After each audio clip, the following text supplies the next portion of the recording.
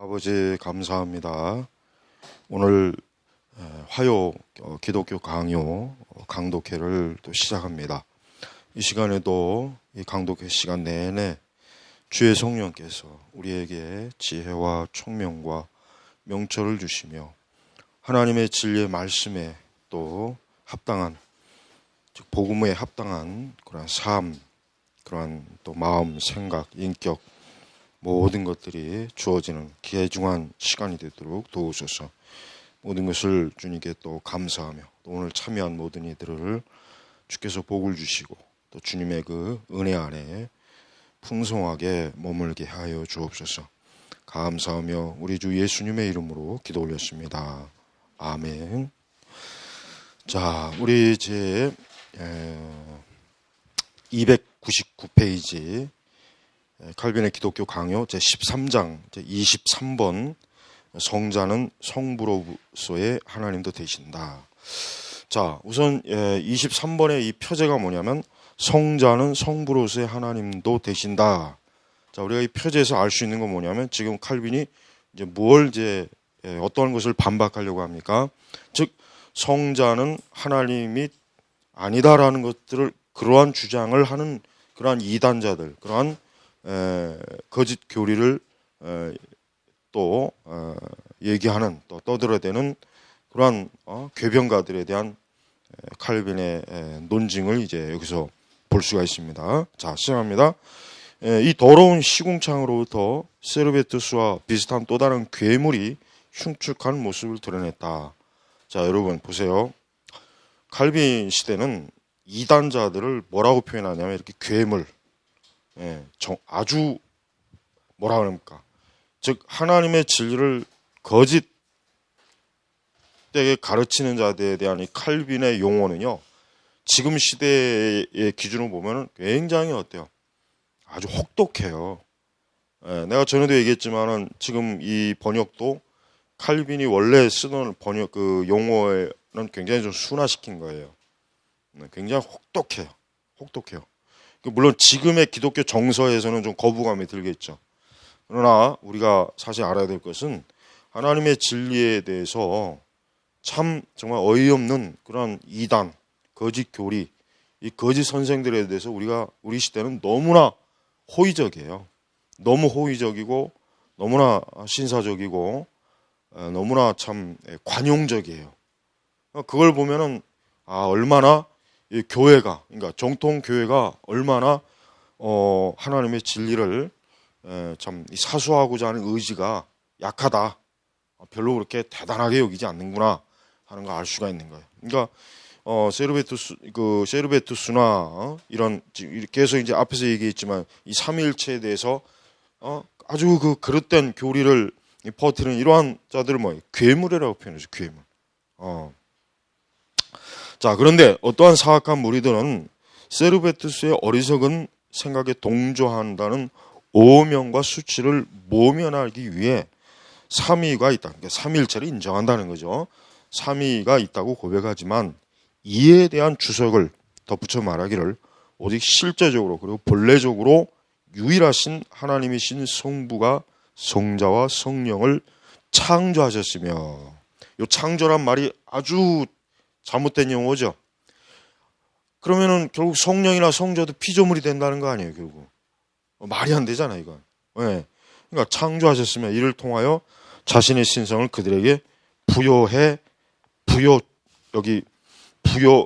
부어주셨다.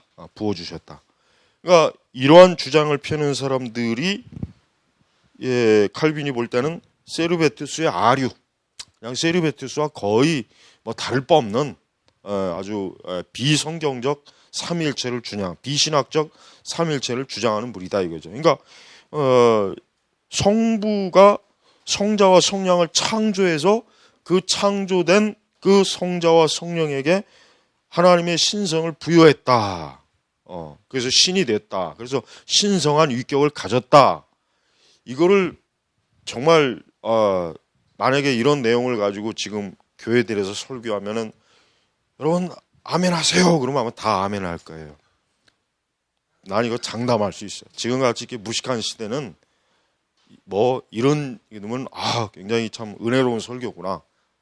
분명히 그렇게 아주 100% 그럴 거예요. 근데 조금만 살펴보면 뭐예요? 이건 너무 말이 안 되는 거죠.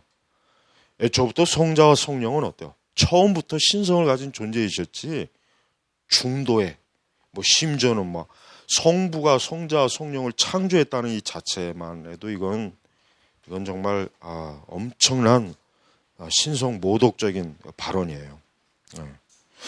실로 그들은 성부는 자신이 유일한 본질 수요자이시라는 표제에 의해 성부와 성령과 구별이 된다. 이 본질 수요자가 뭘 얘기하는 겁니까? 신성의 위격을 수요해 준다. 마치 누군가에게 훈장을 주는 것처럼 성부 하나님은 성자와 성령에게 신성이라고 하는 훈장을 딱 줘서 이제부터 성자도 성령도 신성을 가진 존재가 되었다. 결국 이런 주장을 한다는 거죠. 이건 뭐 너무나 참 잘못된 주장이죠. 는 소름이 끼치는 가증스러운 표현 방법을 서슴없이 사용하고 있다. 이게 다 말장난이에요. 진짜 말장난. 수사학적인. 중세 시대 때 이단들은 이 지금의 이단들보다 훨씬 세련되었기 때문에 이 수사학적으로 교리를 왜곡시켜요. 굉장히 뛰어난 화술, 용어 이런 수사학적인 방법으로 자신들의 거짓된 교리를 전파하기 때문에 사실 많이 속습니다. 그래서 많이 속는 거예요. 직설적으로 이단 교리를 말하기보단 굉장히 화려한 용어와 말과 논조를 조작을 해서 어때요? 이렇게 꾸며내는 거예요. 자, 먼저 그들은 그리스도가 일반적으로 하나님의 아들로 불린다는 그럴듯한 논증을 인용하고 있으며, 그렇죠? 그럴듯한. 그러니까 우리는 하나님의 아들 인정한다. 언제 우리가 하나님의 아들 인정하지 않았냐? 그것만 딱 듣고 보면 이들도 하나님의 아들 예수 그리스도 인정하는구나. 문제가 없구나. 그렇게 이제 받아들이겠죠. 근데 그게 이제 조심해야 될 논증이라 이거예요. 또한 이 사실로부터 추측하여 말하기를 본래적인 의미에서 말한다면 오직 성부만이 하나님이시다라고 했다. 자, 본래적인 의미. 이게 이제 그러니까 이 세르베투스뿐만 아니라 그를 따르는 아류들은 하여튼 성부 하나님 외에는 성자와 성령의 신성을 절대 인정하지 않는 거예요. 어떤 식으로도 성부, 오직 성부만 본래 신성을 가지고 계신 분이지 성자나 성령은 원래 하나님이 아니었다. 그런데 이제 하나님께서 저들에게 성자와 성령에게 신성을 부여해서 저들이 신성을 얻은 것이다. 이게 아주 굉장히 크게 문제가 많은 삼일체, 잘못된 삼일체 교리예요. 그렇지만 그들은 다음과 같은 사실을 간과했다. 즉 하나님이라고 하는 명칭은 성자에게도 공통적으로 붙여질 수 있지만 성부가 신성의 원천과 시작이 되시기 때문에 종종 그 참된 의미에 있어서 그에게 붙여지고 있는데 이는 본질의 유일한 단일성을 표시하기 위함이라는 것이다. 그렇죠. 왜 이제 그러니까 사실은 하나님이라고 했을 때 사실은 엄밀히 얘기하면 성자에게도 우리는 하나님이라고 명칭을 붙여야 되고 성령님에게도 성령 하나님 명칭을 붙여야 돼요. 근데 이제 왜 우리가 굳이 성부, 성자, 성령이라고 하는 것을 칭하면서 왜 우리 성부 하나님 아버지라고 하는 이유가 뭐냐? 본질의 유일한 단일성을 표시해. 그러니까 쉽게 얘기하면 유일신앙. 우리가 저번에 얘기했죠. 기독교는 삼신론이 아니에요. 삼위일체하고 삼신론하고 혼동하면 안 돼요. 절대 안 돼요.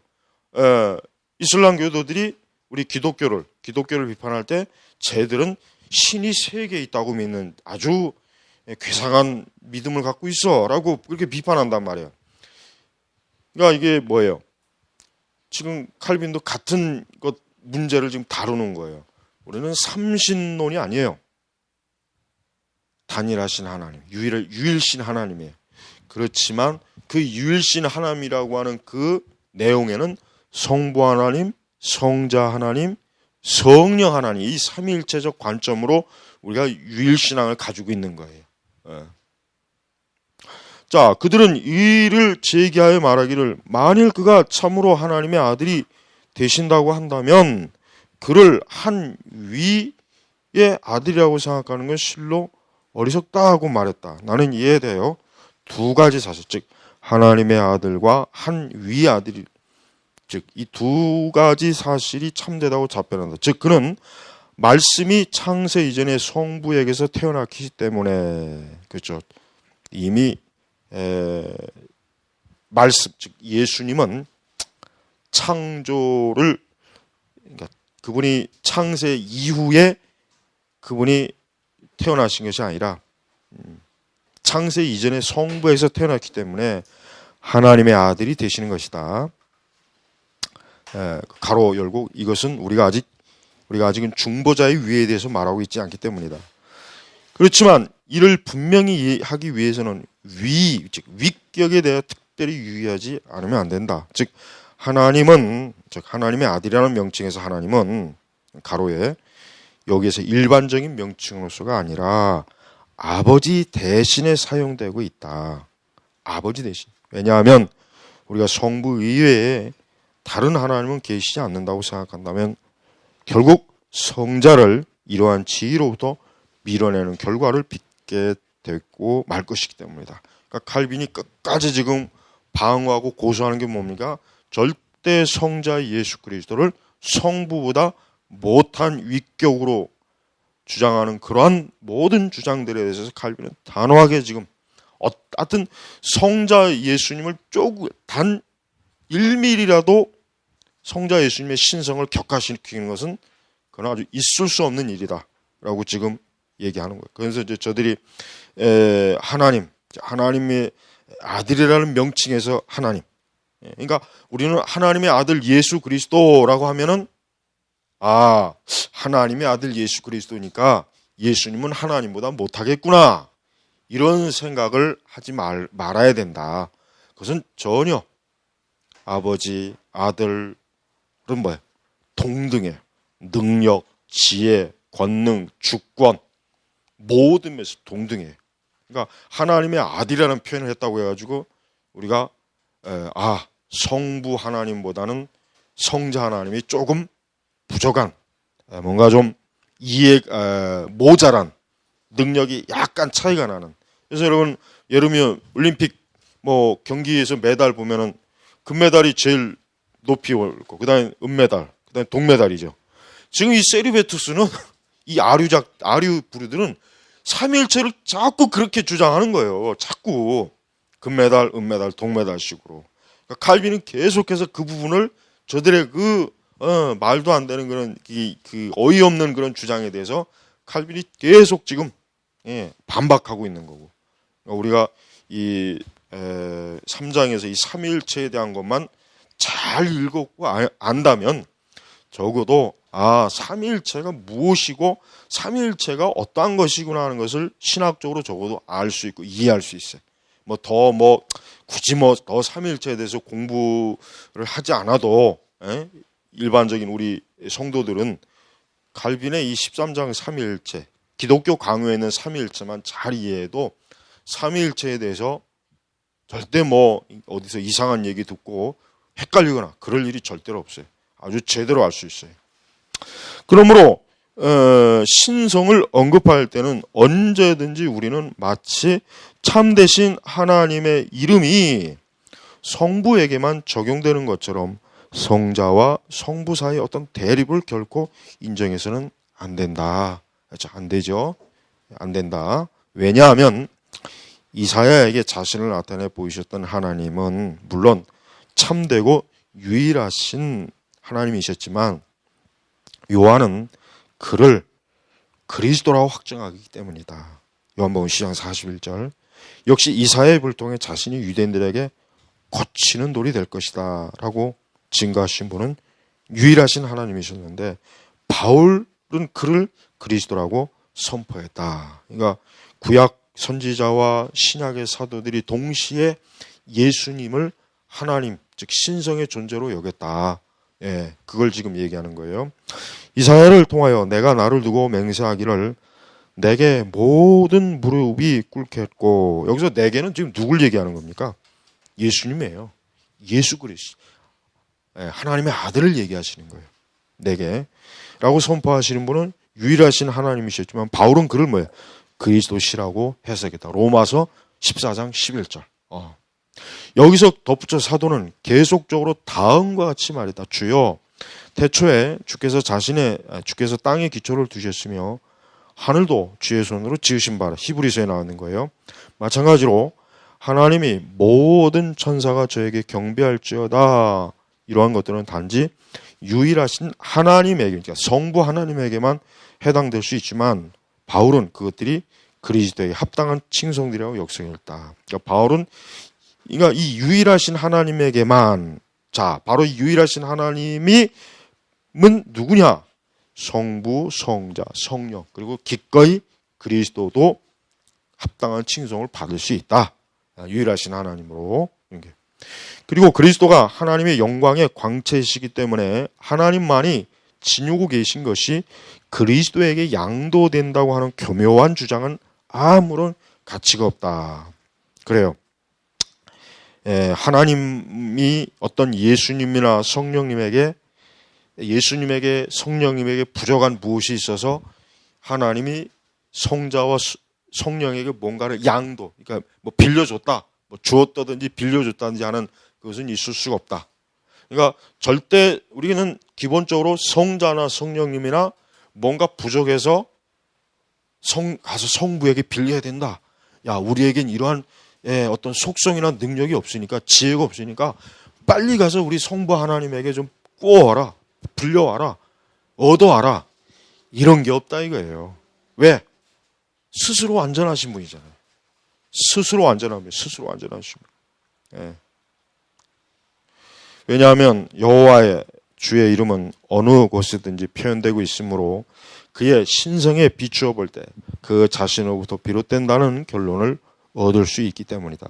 그렇습니다. 예수님이나 그러니까 성부, 성자, 성령 각 삼위일체 위격되시는 분들은 본래적으로 신성을 갖추고 계시기 때문에 그 신성은 뭐 양도하거나 뭐 신성이 축소되거나 뭐 그 신성이 좀 변형이 돼서 좀 개조가 된다거나 하는 일이 일체 없는 거예요. 만일 그가 여호와 주시라면 그는 이사를 통하여 나는 처음이요 나는 마지막에는 막이라 나 외에 다른 신이 없느니라 하고 선포하신 바로 그 하나님이시라는 사실이 결코 부인될 수 없을 것이다. 예레미야가 한 말도 역시 유의해 볼 필요가 있다. 천지를 짓지 아니한 신들은 땅 위에서 이 하늘 아래서 망하리라. 그러니까 즉 이 세상을 창조하지 아니한 우상들이죠. 우상들은 뭐예요? 땅 위에서 다 망하는 거예요. 그렇다면은 이 천지를 창조하신 분은 신성의 존재이신 하나님 아버지예요. 그럼 만약에 예수님이 신성이 없다거나 성령이 없다면은 그럼 예수님이나 하나님도 망하는 거네요, 결국. 그죠? 그 세르베투스나 그런 아류들이 주장하는 대로라면. 그러나 그렇지 않죠. 이미 우리는 창세기 1장 1절을 유심히 보면은 성부, 성자, 성령 삼위일체 하나님이 이 세상을 창조하시고 모든 피조물을 창조하신 분으로 분명히 드러나요. 그렇기 때문에 우리는 여기서 말하는 신은 우상, 삼위일체 하나님이 아닌 모든 세상의 우상들을 얘기하는 거예요. 한편으로 하나님의 아들은 이사야서에서 그의 신성이 종종 세계 창조로부터 입증되고 있는 바로 그분이라는 사실을 인정해야 할 것이다. 그러나 만물을 존재케 하시는 창조주가 어떻게 그 스스로 존재하지 않으시면서 그의 본질을 다른 곳으로부터 빌려오실 수 있을 것인가? 무릇 성자의 본질이 성부로부터 부여된 것이라고 말하는 자는 누구든지 그가 스스로 존재하시는 자존자라는 사실을 부인하게 된다. 그렇습니다. 하나님의 거룩한 신적 속성 중에 하나가 뭐예요? 자존, 스스로 존재한다. 그러나 피조물은 스스로 존재하지 않죠. 우리 사람을 포함해서 온 세계 만물도 뭐예요? 자존이 아니에요. 누구를 의지해서? 전능하신 창조자 하나님을 의지해서 지금도 살고 있는 거예요. 그러니까 우리는 스스로 자존할 수 있는 분은 뭐예요? 오직 삼위일체 하나님 아버지밖에 없어요. 자존자, 스스로 존재하시는 분이에요. 그러나 성령은 이에 반대하고 그에게 여호와라는 칭호를 붙이고 있다. 그런데 만일 모든 본질이 하나님 안에만 있다고 주장한다면 이 본질이 분리될 수 있는 것이든지 혹은 성자에게서 그 신적 본질을 빼앗기고 말 것이다. 이와 같이 그의 본질이 발탁될 때 그는 이름만을 가진 하나님이 되시고 말 것이다. 저 떠버리들의 의견에 의하면 하나님의 본질은 성부만이 유일하게 본질을 가지고 성자에게 본질을 수여한 안에 있어서 오직 그에게만 속한다. 성자의 신성은 하나님의 본질로부터 추출된 어떤 것이 되든지 아니면 전체로부터 파생되는 한 부분이 되든지 할 것이다. 자, 이렇게 이 성자에 대한 이 시비가 참 이게 집요해요. 이 성자 하나님의 신성에 대한 이 집요함, 아주 집요함이 어때요? 지독하죠. 우리는 예수 그리스도도 여호와예요. 예수님도 여호와예요. 우리는 구약의 선지자들이 만군의 여호와여라고 부를 때 그 여호와는 뭐예요?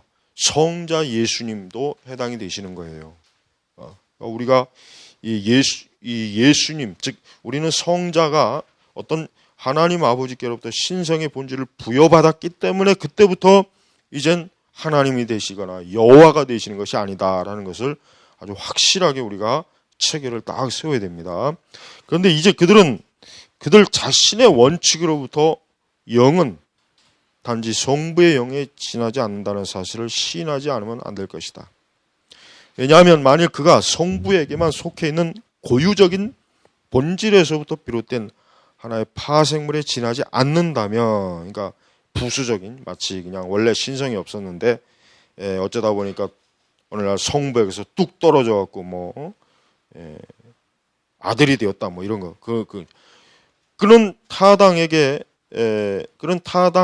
성자의 영으로 잘못되지 못할 것이기 때문에. 그러나 이러한 결에는 성령이 그리스도와 성부에게 공통적으로 속해 있다는 바울의 증거, 즉 하나님의 영, 그리스도의 영. 여기서 하나님의 영이나 그리스도의 영은 누구를 지칭하는 겁니까? 성령 하나님이죠. 성령 하나님. 바울의 증거에 반박되고 있다. 더 나아가 만일 성부의 위격, 성부의 인격, 성부의 의위 그러한 방식으로 삼위일체로부터 제거된다고 한다면 오직 그만 하나님이시라는 것 외에 그가 성자와 성령과 다른 점이 무엇이겠는가.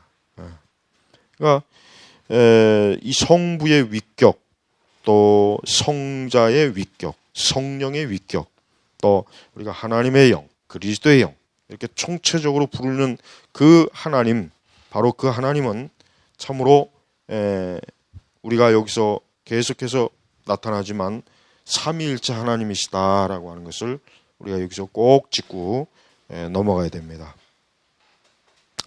그들은 그리스도가 하나님이시며 성부와는 다르다. 그 신성에 비춰볼 때 그리스도가 하나님이시며 성부와는 다르다. 이게 굉장히 말이 좀 굉장히 교묘해요. 그리스도가 하나님이시면서 성부와 다르다. 이게 지금 아까 얘기했죠. 이게 말장난이에요. 수사학이에요. 이게 수사학적 표현이란 말이에요. 그리스도가 하나님이시며 이게 맞는 말이에요. 근데 성부와는 다르다. 근데 이 성부와는 다르다는 말이 맞다고 하기도 그렇고 틀리다고 하기도 그렇고 아주 애매해요. 왜? 분명히 어쨌든 우리는 성부, 성자, 성령 위격을 구별하잖아요. 그러면서도 우리는 또 그분이 삼일째 하나님이거든.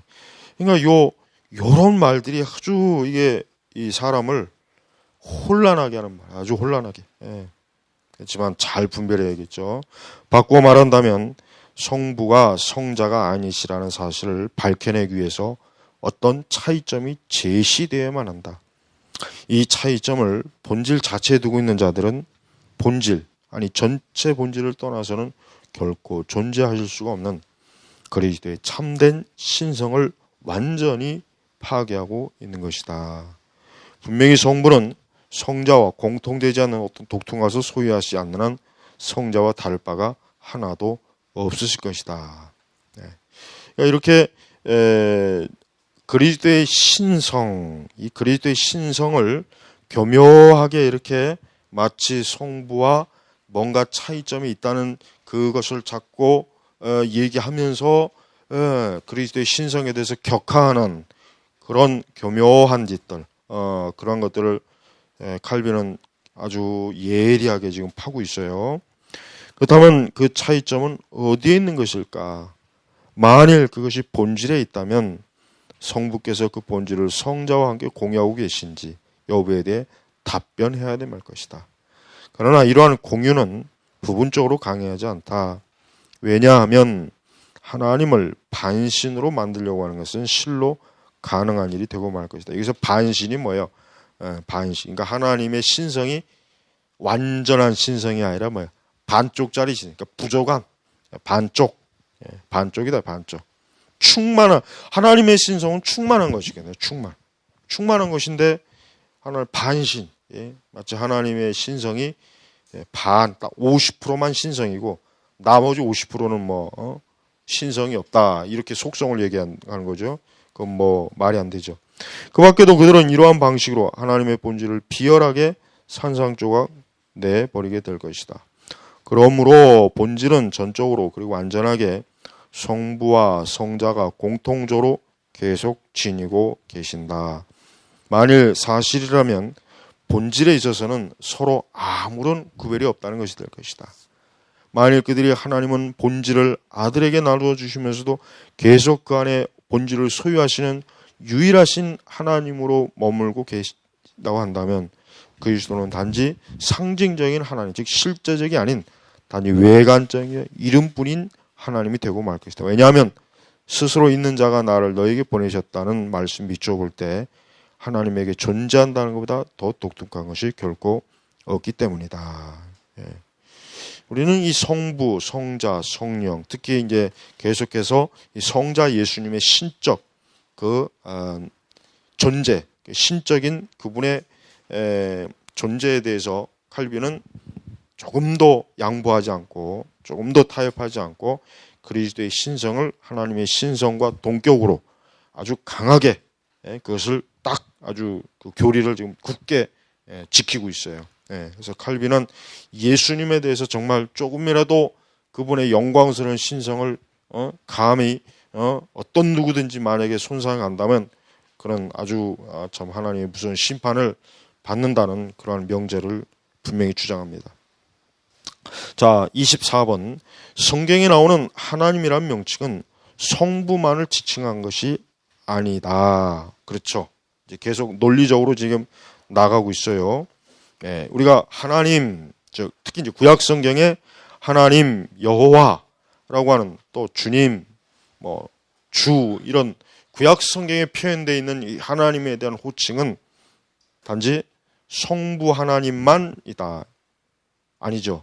우리는 거기에 성령 하나님, 성자 하나님, 이 하나님이라고 하는 그 명칭에는 반드시 삼위일체 하나님이 들어가 있습니다. 성경에서 어떠한 형용 어구 없이 단순히 하나님이라고만 언급되어 있는 것은 성부에게만 적용될 수 있다는 그들의 가상적인 생각이 전적으로 잘못된 것이면 여러 성경 구절을 들어 쉽사리 반박할 수가 있다. 그들은 수치스럽게도 자신들이 인용하고 있는 여러 구절에서 스스로 무식함을 여지없이 드러내고 있는데 이는 그러한 구절에서도 성자의 이름이 성부와 함께 언급되고 있기 때문이다. 여기서 분명하게 알 수 있는 것은 하나님의 이름은 이 경우에 어떤 관계적인 의미로 이해돼야만 하며 관계 따라서 성부의 위격에만 국한되어야 한다는 사실이다. 그러므로 그들이 반대하는 말, 즉 성부만이 참되신 하나님이 아니라고 한다면 성자는 그 자신의 성부가 되실 것이다라고 한 말로 한마디 말로 일축될 수 있을 것이다. 그러니까 우리는 이 성경 특히 이제 신약 성경에서는 성부, 성자 이렇게 아주 구별된 이름이 계속 나와요. 그러니까 우리는 성부 하나님에게만 위격이 존재하는 게 아니죠. 성자 예수님에게도 제2위격, 제3의 위격, 이렇게 위격. 그 위격이란 말 자체가 뭐예요? 신성의 의미를 뒷받침하는 위격. 그러니까 만약에 오직 성부에게만 위격이란 말을 쓴다면 그러면 성부만이 온전한 신성을 가진 분이고 나머지 성자나 성령 그럼 좀 아닌가 보다, 부족하다, 이렇게 오해할 수 있잖아요. 그러니까 그런 오해가 좀 위험한 것이죠. 그러나 성부의 지희와 순서에 따라 특별한 방식으로 하나님이라고 불리는 사실은 조금도 모순됨이 없다. 그랬죠. 예를 들어 보통 우리는 성부, 성자, 성령 이라고 그렇게 하지, 뭐 성자, 성부, 성령, 아니면 성령, 성자, 성부 이렇게 하지는 않아요. 보통 우리가 삼위일체 하면 성부, 성자, 성령 이렇게 우리는 지위와 순서를 이렇게 딱 정해놨어요. 이미 정해요. 왜냐하면 그는 자신의 지혜를 자신으로부터 입증하셨을 뿐만 아니라 중보자의 하나님도 되시기 때문인데 이에 대해는 적절한 기회에 다시 상세히 다루게 될 것이다. 그리스도께서 육신을 입으시고 세상에 오신 이후로 그는 하나님의 아들로 불리고 계시는데, 그렇죠? 하나님의 아들, 하나님의 아들. 우리가 하나님의 아들이라고 부르는 게 사실 이게 이 용어 자체가 사실 성부와 성자의 위격에 어떤 차이가 있지 않느냐라는 그런 그 어떤 빌미를 주는 것 같은 게 있긴 있어요. 뉘앙스 자체가. 하지만 우리 이미 앞에서 했지만은 전혀 아니다 이거죠. 전혀. 칼빈은 아주 그 부분에 예민하게 반응해요. 전혀 성부, 성자, 그러니까 성부 하나님, 성자 하나님이라 그래가지고 성자 하나님이 성부 하나님보다 뭐 뒤떨어지거나 모자라 그런 게 아니다라고 하는 걸 앞에서 분명히 설명했어요. 그런데도 우리가 이렇게 이러한 사실에 대해서 그럼 이거 모순이 아니냐 이게 그러면 왜 순서를 정해놓고 왜 이렇게 세수로 또 이렇게 딱딱 순서대로 하냐라는 그러한 이제 어떤 항의 그러한 것이 있지만 그것은 우리 자신 인간의 한계 때문에 그러는 거예요. 그건 우리 인간의 한계지 이 교리의 문제가 아니에요. 우리가 삼일체 하나님을 인식하고 이해하려면은 어쨌든 어때요? 지위와 순서의 특별한 방식으로 하나님을 알아야 돼요. 그래야지 우리가 이 성부, 성자, 성령님을 알지. 우리가 아직 마치 우리가 뭐 천국에 가서 완전한 지혜를 얻는다면 그때는 좀 다른 방식으로 이해하겠죠. 그러니까 이 땅에서는 어려운 거예요. 왜냐하면 그는 자신의 지혜를 자신으로부터 입증하셨을 뿐만 아니라 중보자 하나님도 되시기 때문이다. 이에 대한 적절한 기회에 상세히 다루게 될 것이다. 그리스도께서 육신을 입으시고 세상에 오신 이후로 그는 하나님의 아들로 불리고 계시는데 이는 그가 창세 전에 성부에게서 태어나신 받은 영원한 말씀이셨을 뿐만 아니라 요한복음 1장에 나오죠. 우리 하나님과 연합시켜주기 위하여 친히 중보자의 인격과 직무를 취하셨기 때문이다. 또한 그들이 뻔뻔스럽게도 성자를 하나님의 영예로부터 제외시켜버렸기 때문에 나는 그가 즉 성자가 친히 선한 이는 한 분이라고 말씀하셨으며 그가 자신에게서 일체선을 제거하셨는지 알고 싶다. 내가 그의 인성에 대해 이야기하지 않는 것은 그들로 하여금 그 인성 안에 있는 선이 어떠한 것인 간에 값없는 은사로부터 흘러나왔다고 생각하지 않기 위함이다. 나는 하나님의 영원한 말씀이 선한 것인지 혹은 아닌지를 묻고 싶다. 만일 그들이 이 사실을 부인한다면 그들의 불경거는 너무나 명백하게 입증될 것이다. 만일 그것을 시인한다면 그들은 자신이 주장한 핵심적인 요점을 제거함으로써 참이라는 결과를 빚게 될 것이다. 그러니까 우리는 이 성자를 하나님의 영의 신적인 영광, 신적인 영의 신적인 영광으로 제외시켜버렸기 때문에 나는 그가 친히 하나님, 선한 한 분이시라는 말씀하셨으며 그가 자신에게서 일체선을 제거하셨는지를 알고 싶다. 그러니까 여기서 뭘 얘기합니까? 아까 반복해서 얘기하지만 우리가 예수님 자신이 마태복음 19장 17절에 선한 이는 오직 한 분 하나님이시다. 그러면은 이 말씀을 객관적으로 만약에 우리가 바란다면 그러면은 예수님은 그럼 선한 분이 아닙니까? 예수님이 그런 의미로 지금 마태복음 19장 10절을 얘기한 건 아니죠. 그건 아니란 말이에요. 그러니까 예수님 자신이 지금 오직 한 분 하나님이라고 할 때 거기에는 예수님 자신도 들어가는 거예요. 예수님 자신, 성자와 성령도 들어가는 거예요. 근데 요 말씀을 근거로 거봐라, 성자는 오직 한 분 하나님만 선하시다고 했지 않느냐.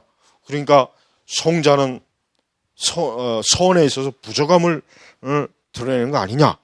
아주 그럴듯하게 이제 속이는 거예요. 그러니까 언뜻 볼 때 그리스도께서는 선한이라는 명칭을 스스로 사양하고 계신 것처럼 보이지만 오히려 이 사실은 우리가 확신을 한층 더 강화시켜준다. 즉 그가 일반적인 대화 방식으로 선한이라는 인사를 받았을 때 그것은 오직 하나님에게만 유일하게 적용될 수 있는 칭찬이기 때문에 그런 거짓된 영예를 거절하셨던 것인데 이를 통하여 그는 자신이 소유하고 계신 선의 신적인 사실을 암시해주고 있다. 여기서 선한이라는 인사, 선한이라는 명칭, 그런 칭호를 받았을 때 예수님의 마음속에서는 그러한 칭호가 행여라도 다른 피조물에게 또 불려질까봐, 적용이 될까봐 예수님이 그래서 선한 이는 오직 한 분 하나님뿐이시다라고 이렇게 말했다. 그러니까 칼빈이 지금 그렇게 설명하는 거예요. 그러니까 칼빈은 선한 이, 여기서 선한 이는 궁극적 선의 근원은 하나님이세요. 하나님 아버지시죠. 인간은 선의 근원이 될 수 없어요. 인간은 거꾸로 악의 근원이 되죠. 인간은 솔직한 얘기로. 그 속에 악이 나오면 나왔지 선한 것이 인간에게 원래부터 있지는 않아요. 나는 또다시 묻고 싶다.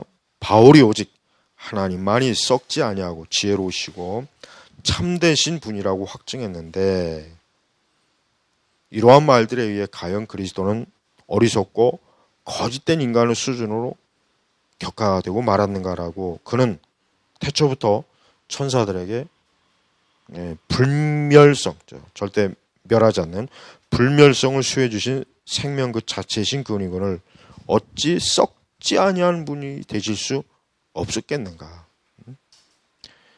그런 하나님의 영원한 지혜시건을 어찌 지혜롭지 않으실 수 있겠는가. 그는 진리 그 자체의 시건을 어찌 참되지 않을 수가 있는가. 여기서 말하는 그는 뭐예요? 예수님이에요. 예수님. 썩지 아니하고 지혜로우시고 참되신 분, 이분이 누구예요? 예수님이에요. 예수님. 바울은 아주 지금 계속해서 예수 그리스도의 완전한 신성에 대해서 아주 힘있게 교회에다 강조하는 거예요. 세상에. 더욱이 나는 그들이 그리스도는 마땅히 예배를 받으셔야 할 뿐으로 모든 무릎이 자신을 향해 꿇게 되기를 정당하게 요구하셨다. 이는 그가 율법에서 자신 외에는 아무에게도 예배드리지 말 것을 명하신 십계명이죠. 바로 그 하나님이심을 암시해주고 있는 것이 된다. 만일 그들이 이사야에서 언급되고 있는 나 외에 다른 신이 없는이라는 말이 단지 성부에게만 적용됐을 간다면 적용될 수 있는 걸 이해한다면 나는 오히려 그 증거를 가지고 그들을 반박하고 싶다.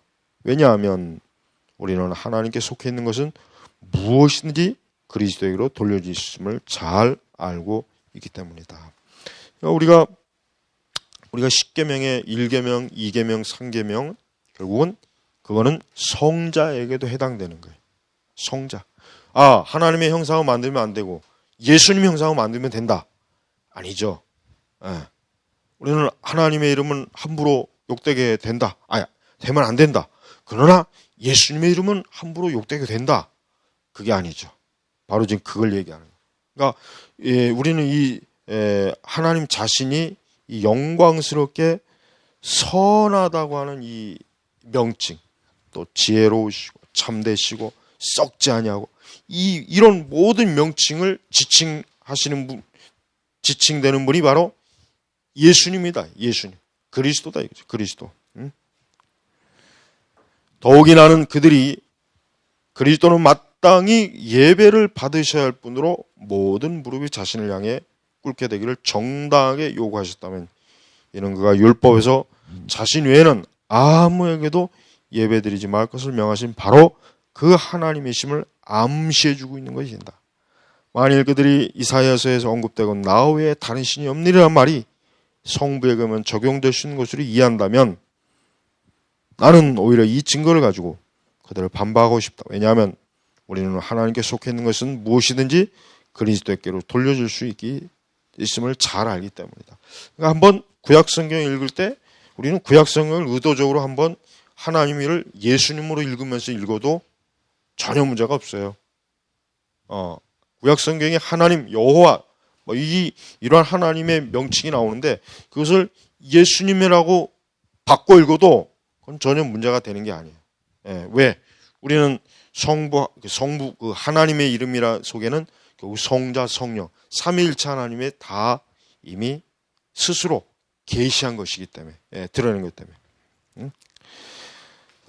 또한 그들은 그리스도께서 겸비해지셨던 육신에서 오히려 높임을 받으셨으며, 또한 육신을 떠나 하늘과 땅에 있는 모든 권세가 그에게 주어졌음을 주어졌다는 그럴듯한 주장을 내세우고 있지만, 이러한 것들은 한낱 무의미한 역설에 지나요. 왜냐하면 비록 왕과 사사의 위엄이 중보자의 전 인격까지 확대된다 할지라도 그가 육신을 입고 오신 하나님이 아니셨다면 하나님 자신이 그 자신에 대해 충돌됨 없이 그와 같은 높은 위치에까지 들어올림을 받지 못하셨기 때문입니다. 근데 바울은 그리스도가 종의 형체를 취하기 이전에 이미 하나님과 동등된 분이고 이 가르침으로써 동등되었다고 가르치면서 이 논쟁을 잘 해결해 주었다. 그러니까 우리가 예수님 자신이 결국은 온 만물에게로부터 어때요? 영광을 받으셔야 할 분으로 우리는 알고 있어야 된다는 거예요. 그래서 우리가 예수님 자신이 결국은 비록 이 땅에 육신으로 입고 오셔서 그분 자신이 스스로 비천해지셨지만 결국은 모든 무릎이 결국 주님을 향해 무릎을 꿇어요. 계시록에도 나오죠.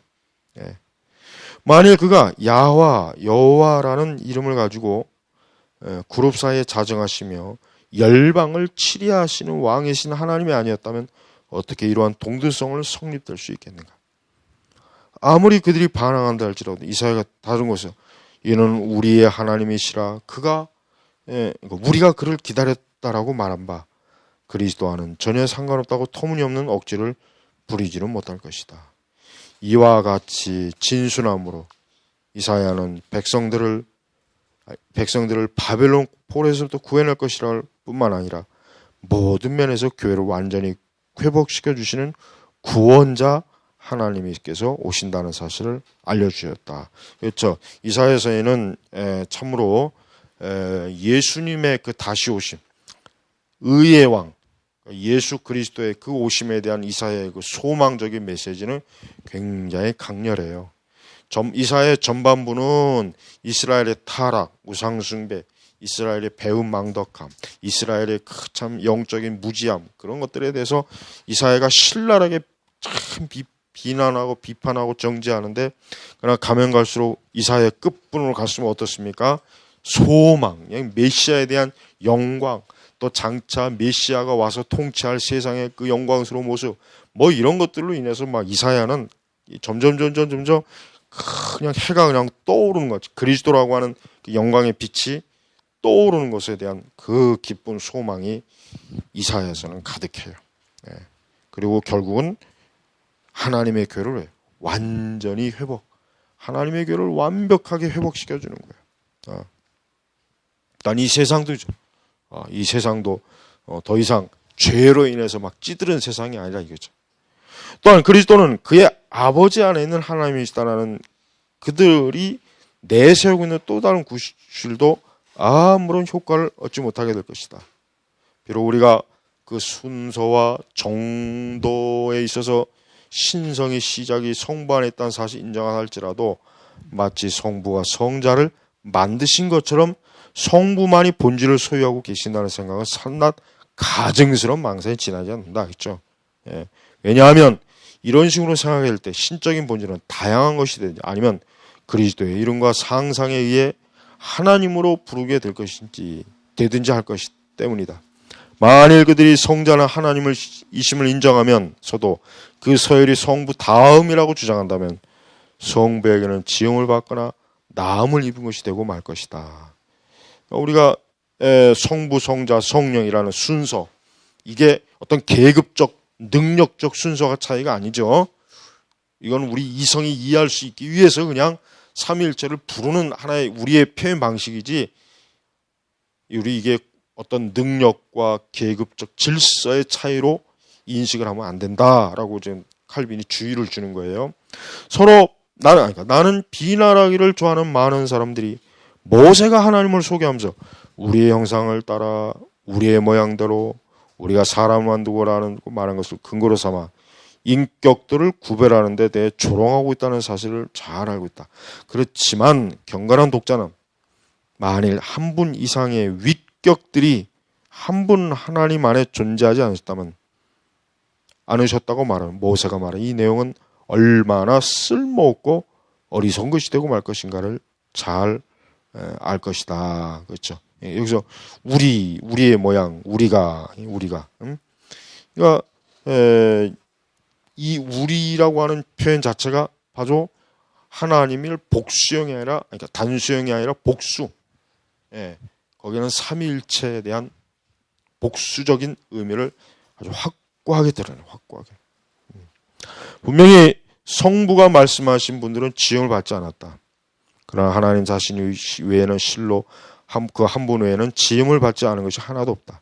그러나 성부와 성자 그리고 성령이 창조하는 능력과 명령하는 권세를 공통적으로 소유했다는 사실을 그들이 인정하지 않는다면 하나님께서는 그 자신 안에서 그렇게 말씀하시지 않고 그 밖에 다른 외부의 행동자에게 말씀하셨던 것처럼 되고 만다. 그렇죠?